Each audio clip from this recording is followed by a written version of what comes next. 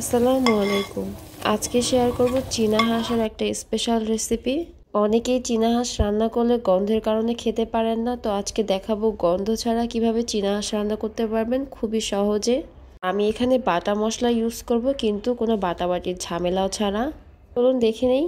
কেজির ওজনের চীনা হাঁস নিয়েছি, তাকে চুলায় ছেঁকে পশমগুলো ভালো করে পরিষ্কার করে নিয়েছি। এখন এটাকে আমি ছোট ছোট পিস করে কেটে নিব, আর হাঁসের মাংস ছোট পিস করে কেটে নিলেই বেশি মজা হয় খেতে, তাহলে মশলাগুলো ভিতরে ভালোভাবে ঢুকে যায়। আপনারা চাইলে হাঁসটা পরিষ্কার করার নিয়ম আর কিভাবে আমি হাঁসটা কেটে নিয়েছি সেই ভিডিওটাও আপনাদের মাঝে শেয়ার করব।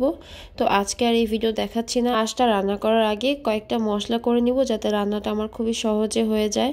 তো প্রথমে আমি এখানে নিয়েছি জিরা, 2 টেবিল চামচ জিরা, আর 2 টেবিল চামচ ধনিয়া, 3টা বড় সাইজের পেঁয়াজ, আমি যতটুকু ঝাল খাবো সেই পরিমাণ মরিচ নিয়ে নিয়েছি। আর এখন এগুলো সব একসাথে মিলিয়ে আমি ব্লেন্ড করে নিচ্ছি।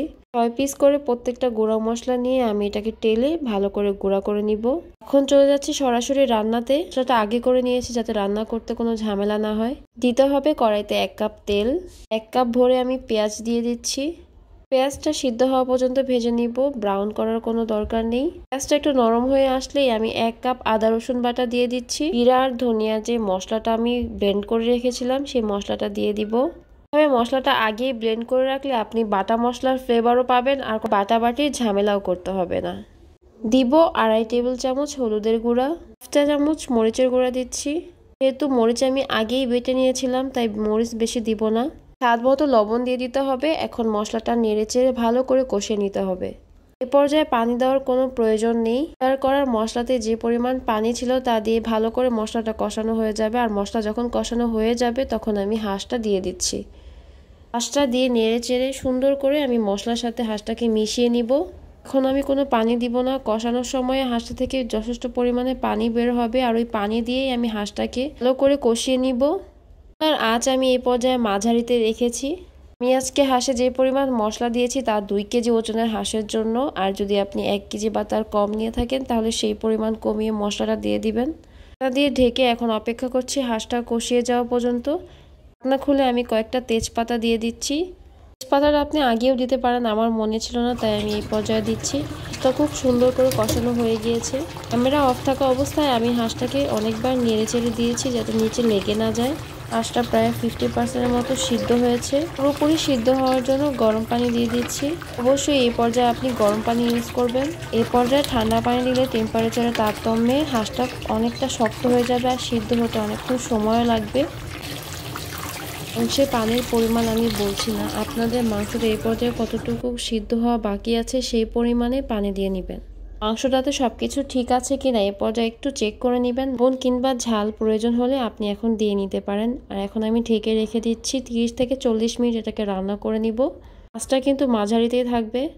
আমার হাঁস বোনা হয়ে গিয়েছে। হাঁসের মাংস মাখা মাখা ঝোল খেতেই বেশি ভালো লাগে। এখন আমি মাংসে কয়েকটা কাঁচামরিচ দিয়ে দিচ্ছি। কাঁচামরিচটা শুধু ফ্লেভারের জন্যই দিব। আর হাঁস রান্নার একদম শেষ পর্যায়ে আমি একটা বাগার দিয়ে নিচ্ছি। একটা বড় সাইজের পেঁয়াজের সাথে হালকা সামান্য তেল দিয়ে পেঁয়াজটা আমি ভালো করে ভেজে নিচ্ছি। পেঁয়াজটা ব্রাউন করে ভাজা হয়ে গেলে আমি কয়েকটা শুকনো মরিচ দিয়ে দিব। শুকনো মরিচটা 1 মিনিট ভাজার পরেই হাঁসের মাংসের উপরে এই পেঁয়াজ আর মরিচের ভাজাটা দিয়ে দিচ্ছি। হাঁস রান্নার শেষ পর্যায়ে এই বাগারটা দিলে হাঁসের টেস্ট বহুগুণে বেড়ে যায় আর খেতে অসম্ভব মজার লাগে। আমার রেসিপিতে হাঁস রান্না করলে অবশ্যই এই বাগারটা দেওয়ার চেষ্টা করবেন, তাহলে হাঁসের টেস্ট দ্বিগুণ বেড়ে যায় আর কোনো গন্ধ তো আসেই না। 2 মিনিটের মতো চুলায় রেখে চুলাটা অফ করে দিচ্ছি। আমার হাঁস রান্না একদম তৈরি। যাচ্ছি সার্ভ করতে। দেখতেই পাচ্ছেন হাঁসের কালারটা কত সুন্দর এসেছে, আর খেতে তো কি আর বলবো, ভীষণ মজা হয়েছিল। হাঁস ভুনাটা আপনি গরম ভাতের সাথেও সার্ভ করতে পারেন, রুটি, পরোটা, চিতই পিঠা বা যার সাথে আপনি হাঁসটা সার্ভ করেন না কেন, এটা খেতে ভীষণ মজা লাগবে। রেসিপি ফলো করে আপনি হাঁস রান্না করলে ইনশাল্লাহ কোনো গন্ধ আসবে না। আর আমি সার্ভ করার পর অল্প সামান্য ভাজা জিরার গুঁড়ো দিয়ে দিচ্ছি। এটা দেখতে যেমন সুন্দর লাগবে আর খেতেও ভালো লাগবে, আর এটা ভাজা জিরার গ্রানও আসবে। আশা করছি হাঁসের এই স্পেশাল রেসিপিটা আপনাদের কাছে ভালো লেগেছে। যদি ভালো লেগে থাকে প্লিজ একটা লাইক করে দিবেন, কারণ আপনার লাইক আমার কাজের অনেক উৎসাহ জাগায়। আজকের মতো এ পর্যন্তই। সবাই ভালো থাকবেন, সুস্থ থাকবেন আর আমার জন্য দোয়া করবেন। আল্লাহ হাফেজ।